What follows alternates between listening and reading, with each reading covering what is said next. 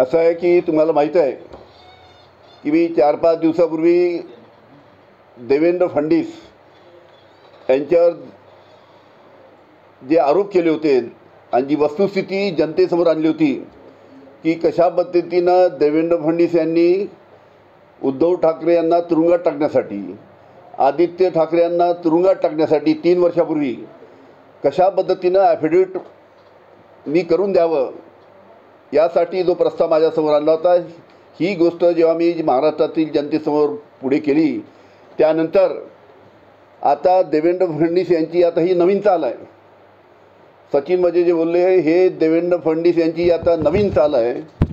देवेंद्र फडणवीस यांना बहुतेक माहीत नाही की मुंबई हायकोर्टने, हा मुंबई हायकोर्टचा आदेश आहे, मुंबई हायकोर्टने सचिन मजेबद्दल बोलताना हे सांगितलं आहे की सचिन मजे हा गुन्हेगारी प्रवृत्तीचा व्यक्ती आहे.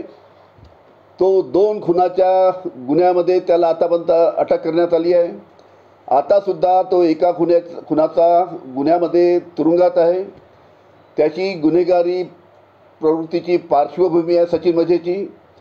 आणि हा सचिन मजे हा याच्यावर विश्वास ठेवण्यालायक व्यक्ती नाही असं हायकोर्टाने म्हटलं आहे. याच्या कोणत्याही स्टेटमेंटवर, याच्या कोणत्याही बयानावर, सचिन मजेच्या कोणत्याही बयानावर विश्वास ठेवण्यालायक हा व्यक्ती नाही, त्याच्या बयानावर विश्वास ठेवता येत नाही असं हायकोर्टाने म्हटलं आहे.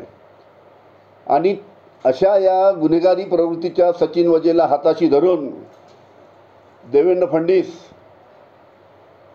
माझ्यावर सचिन मजेच्या माध्यमातून आरोप लावत आहेत.